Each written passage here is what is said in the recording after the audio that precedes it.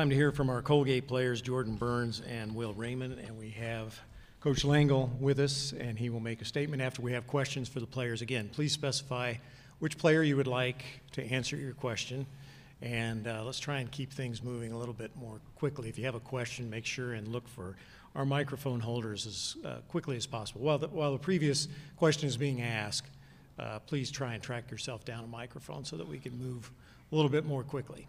Do we have questions for our players? Yeah, for Jordan, what was it like to have the kind of game that you had on this kind of stage? It feels great. You know, we came into this game knowing how good we were as a team, and you know, to be able to go out there and show people, you know, how good we really are was great. Will, what was the difference in the second half when you started to make a little bit of a run, came from a deficit, got back in front? What was the things that were working for Colgate at that point? It was pretty much just sticking to the game plan and just forcing them to take tough shots and getting rebounds. In the first half, we let up way too many offensive rebounds, and that kind of messed us up in the first half. And then the second half, we were getting those rebounds that we were missing in the first half, and we were making shots. We were swinging the ball. We were playing team basketball like we have for the past, I don't know, 11 games we've been winning. And yeah, so. I want to hear from both Will and Jordan on this. This is a big place. Nationwide Arena is huge. It's not Hamilton, but the maroon you could visibly see, you could hear everybody.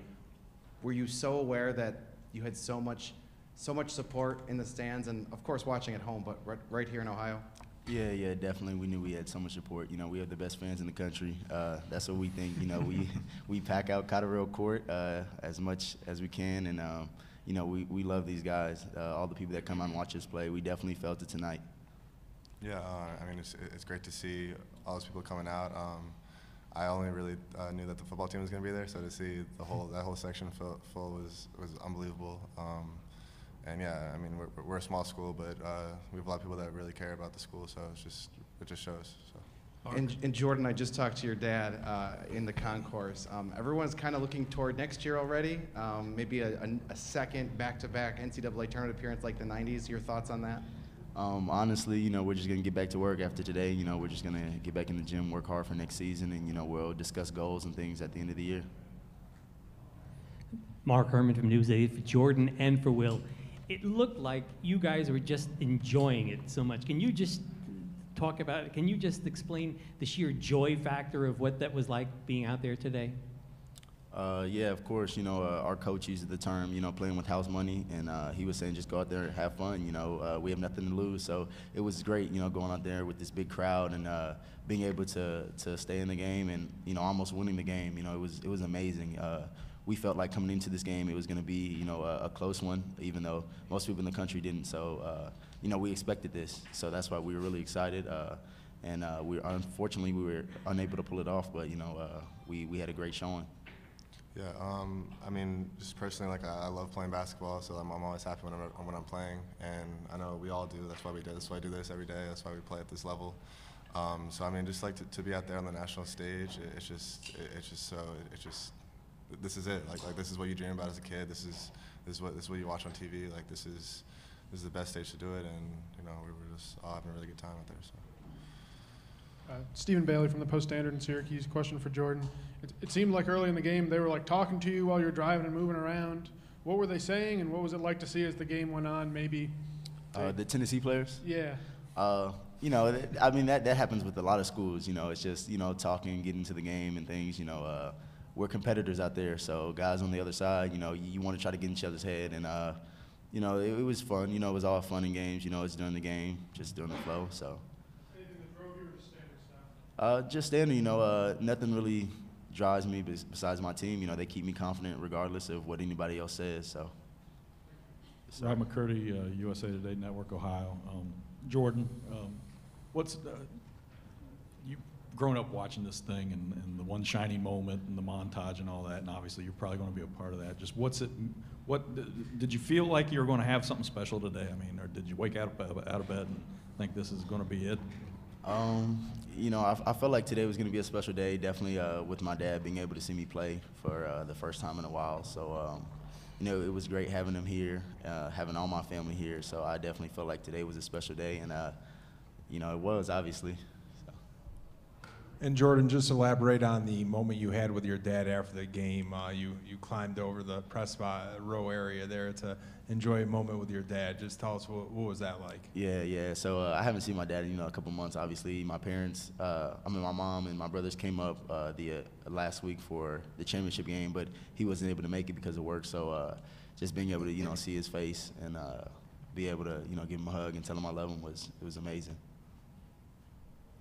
For both players, you were without one of your best players, some kind of eye issue. What kind of effect did that have on you guys?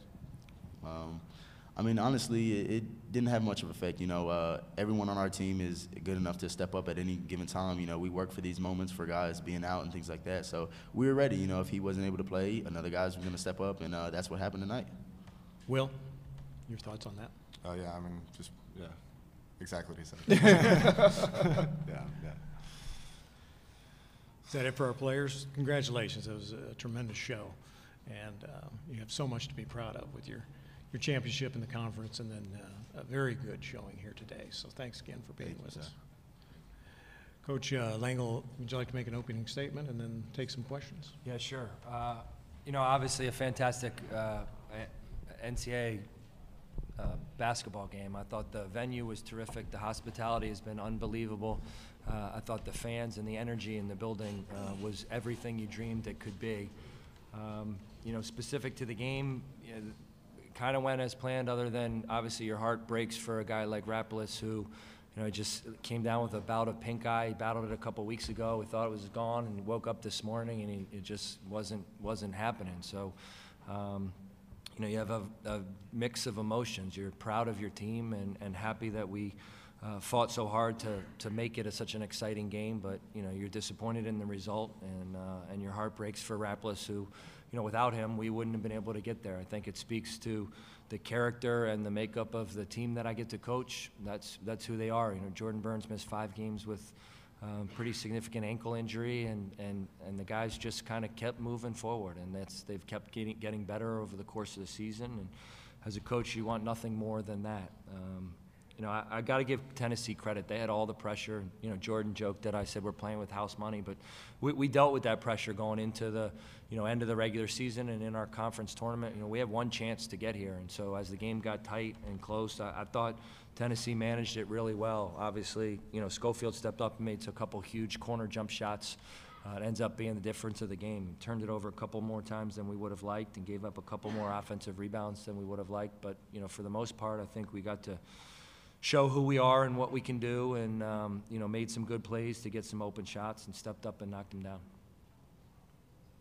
Coach, down 16 in the first half, and then without the services of Ivanauskas in the second half, to be able to battle back and take the lead in the second half and then battle all the way down the stretch. Does anything surprise you about this team?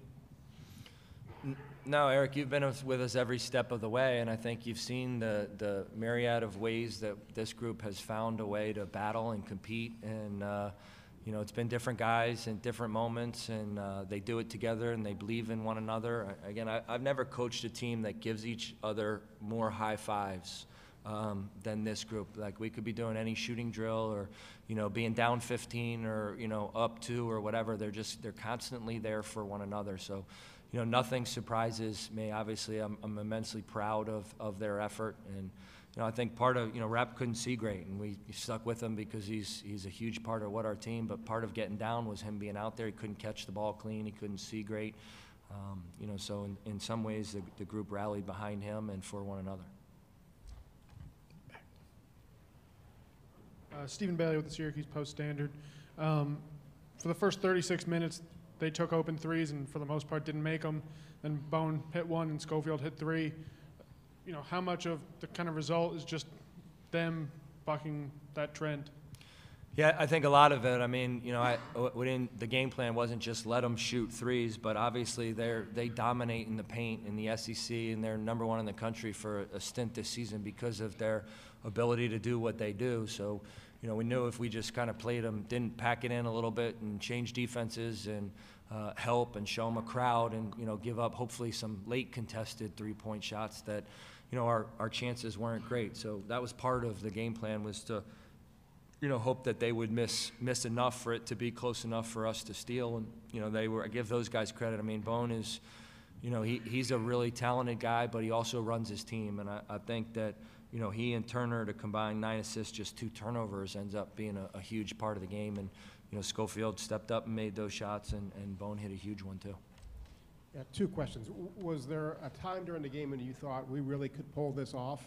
And secondly, with Ivanauskas' injury or the eye issue, what did you do to try to, was there anything you could do about it? Just pink eye and you just have to hope that his vision clear somehow? Yeah, I mean, our medical staff, again, they didn't think anybody thought it was going to be an issue. He had his glasses on all through the morning, and we went to put his contacts in, and he was just really struggling. He's struggling to get his contacts in to see. And I mean, I think they tried a variety of different things, medications and ice and, cleaning the lenses and all those things. And, just in the second half, he tried to warm up at halftime, and he just said he couldn't go.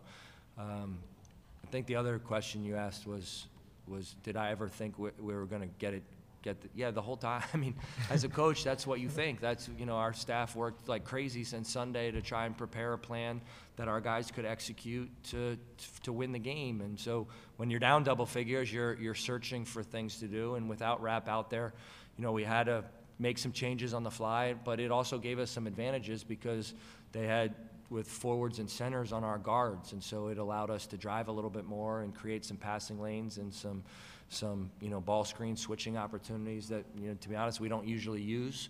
And our guys stepped up and played great. They played their hearts out, and they made some shots. And again, you're just trying to continue to hang in there, and hope that you can, get enough stops and make enough shots down the stretch to steal a game like that. We'll take 2 more questions for Coach. Go ahead. Coach, 8 years now at Colgate. You've taken these incremental steps. Conference championship last year. You win the conference championship. You get here this year. Is it can you call it a program now and a new culture in Hamilton and at Colgate based on what has been going on? And are you ready to make that next step now in another year?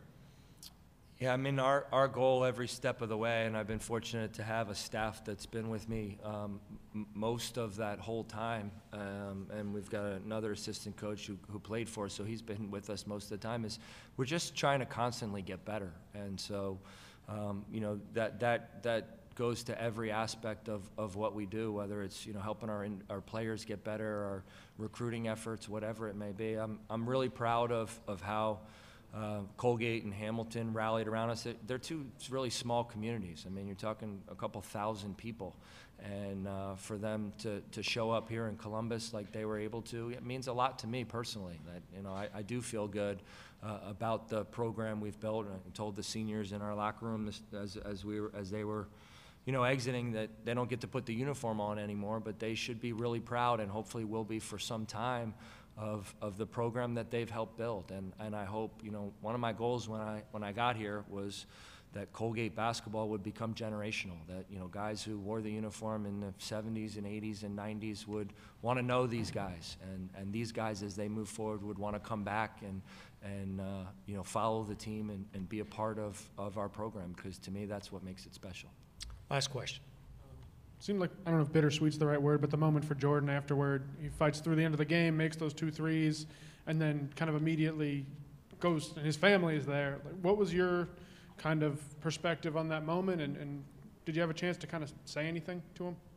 No, I didn't get to. I mean, obviously, you've been around our team for a few days here, Stephen. And, I mean, Jordan's a talented individual, and he's driven in a lot of ways, and one of those things that drives him is his love for his family and their love for him. And I feel really good that I get to coach not just Jordan, but a lot of guys who come from those backgrounds, who, their families give them to us to be, their Colgate basketball family for a little bit. And as important as that is to our guys on our team, their families are always number one. And, I think that's the way life should be. Not everybody gets to have that opportunity. And, it's special in Jordan. It's a big part of who he is, but the same goes for just about everybody else on our team. And so I feel very fortunate to coach guys like that who have those relationships and care so deeply about their loved ones. Congratulations on a tremendous season, and good luck going forward. Thanks, Fair.